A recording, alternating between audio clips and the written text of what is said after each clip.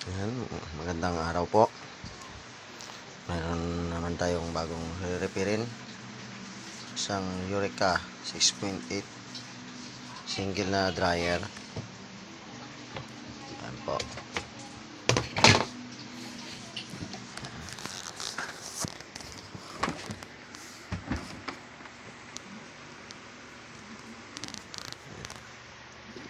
Bali, ang sira nito ay spin motor. Nasunog ang spin motor. Palitan.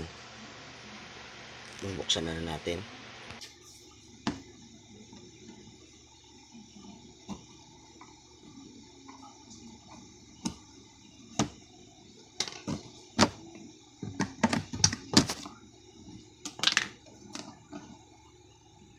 Ayan guys. Wala pala itong takip sa spin motor. Papalitan na pala ito ng motor nya. Ngayon ayusin din natin, papalitan din natin ngayon ng bago.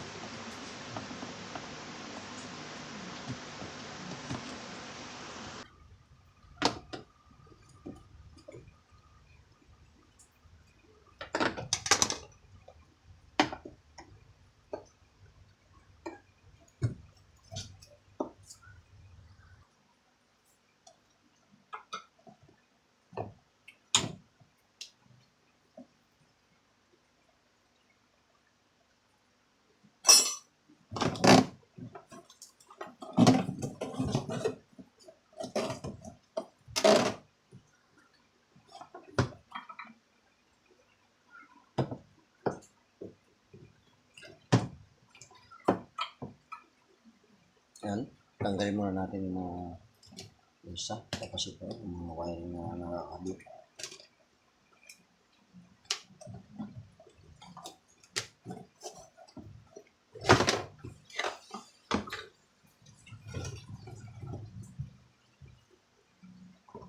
Yes. Tanggalin ko na.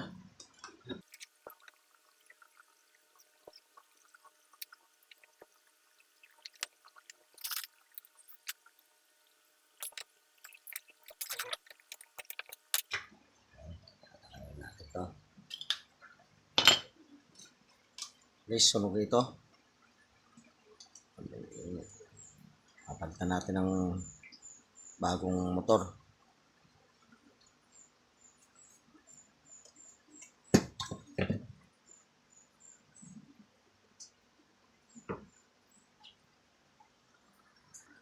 Ito yung ipapalit natin ngayon. Bago na spin motor. Isang copper. Ayan.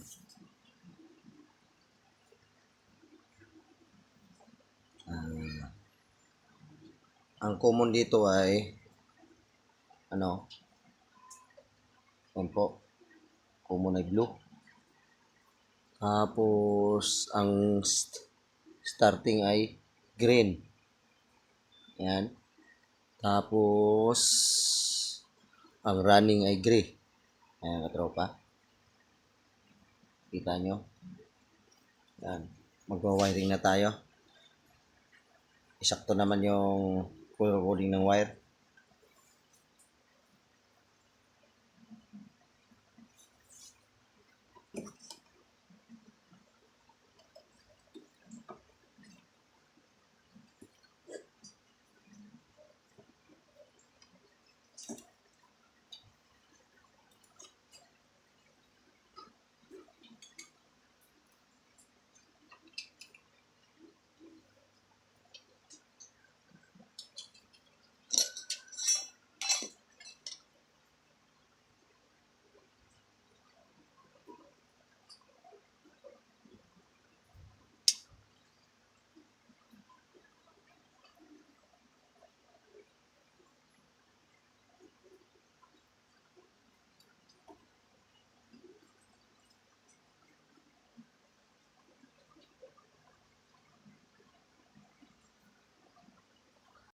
Guys, yung tinanggal natin kanina na spin motor, walang takip dito sa taas.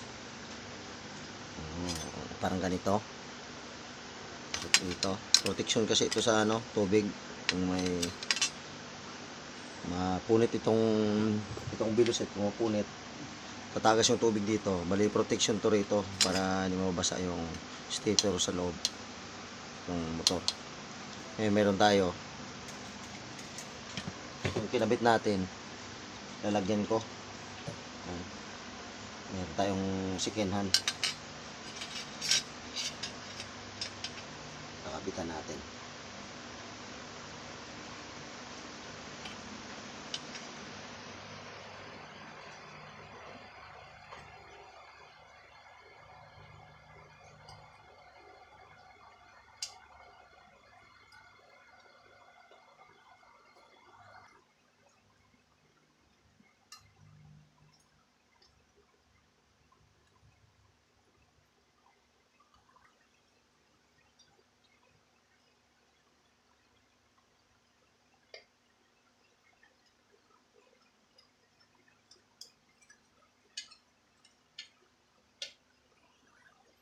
So guys, mag-wiring na tayo. Ayan, ibaba ko lang yung camera para nakatutok tayo.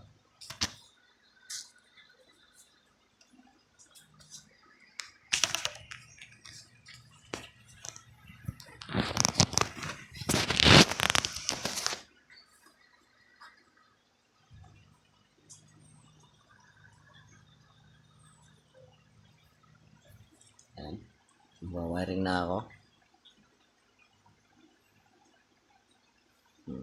Ito yung capacitor niya, 4.5 microfarad or 4.5 UF.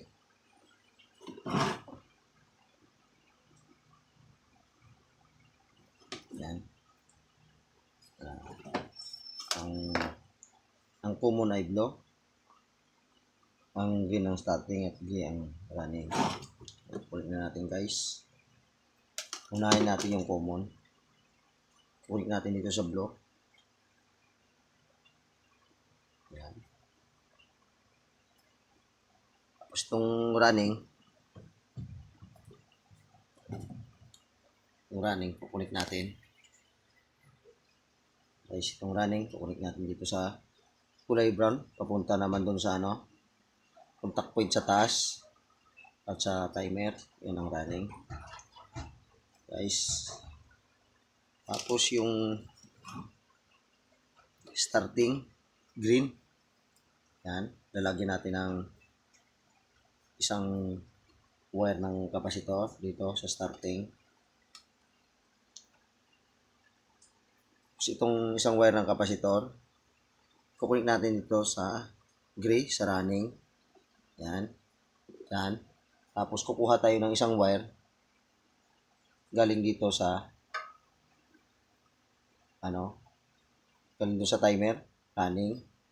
Ito yung line to na live wire natin. Ito ang sa common, line 1, live wire natin. Yan. Ayun guys yung line to. Papunta doon sa contact point sa timer.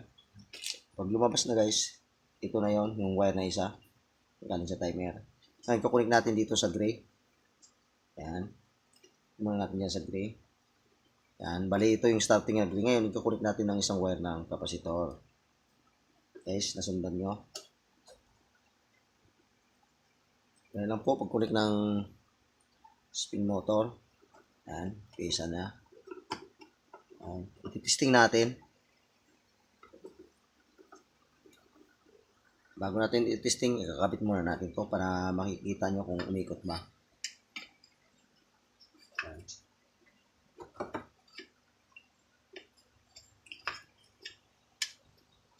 Ayan, pasok na natin yan. Tapos, sisikipan muna natin. Baka tumalsik.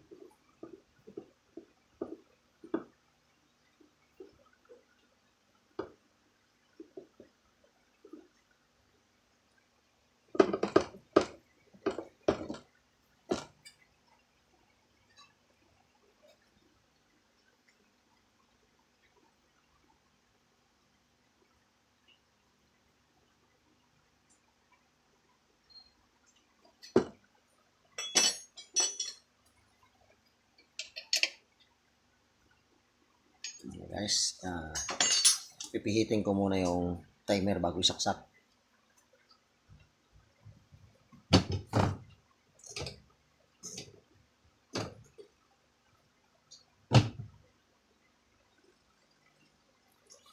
Ayan na ako yan.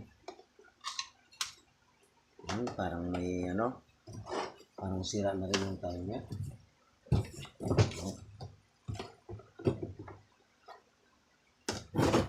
Yan, itong timer, pinihit ko. Pero humihinto, may sira. Pero subukan natin kung under ba.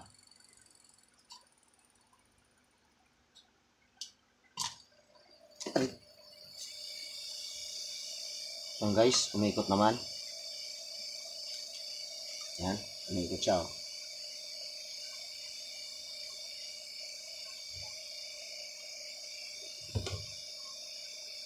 Yan.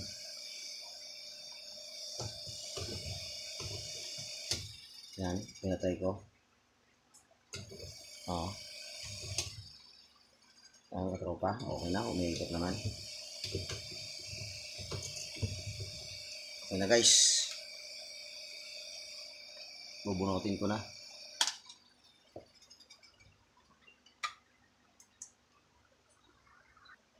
Nalagyan na natin ang electrical tape. Safety.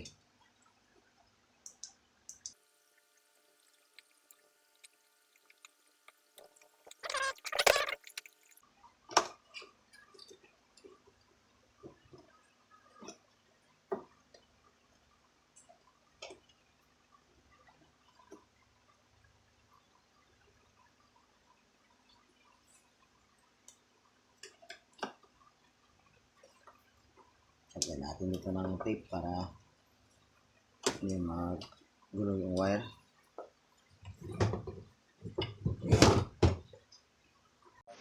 Guys, nabalik na natin.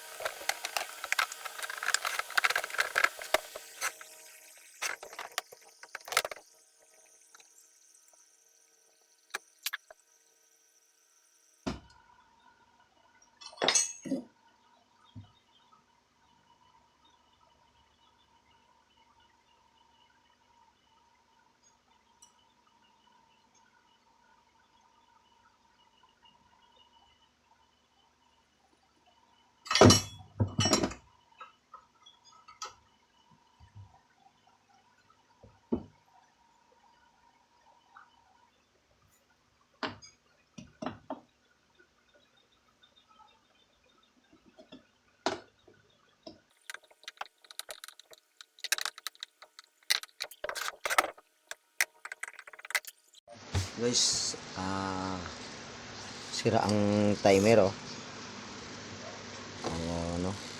Sira, papalitan din natin ang timer.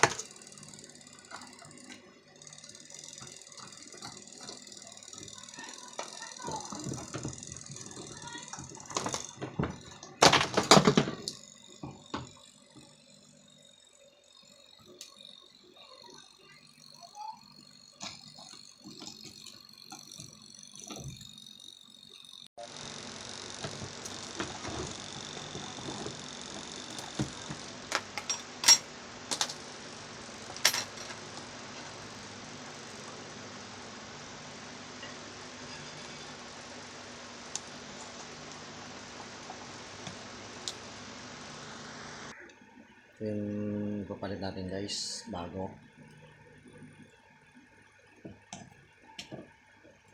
Yan. Dito natin ikukunik sa dalang wire. So tinanggalan din natin ng sirang timer. Yan.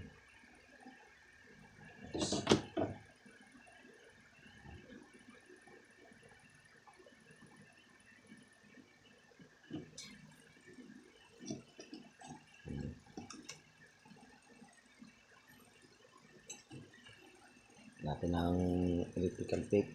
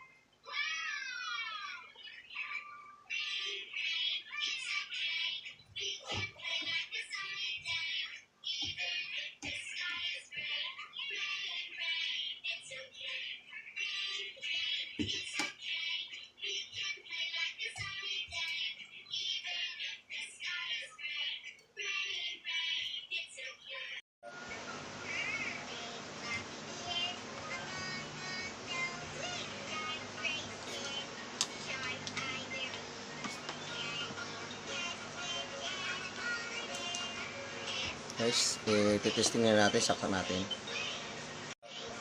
Saksak ko na. Testing natin kung okay na ba, umikot na.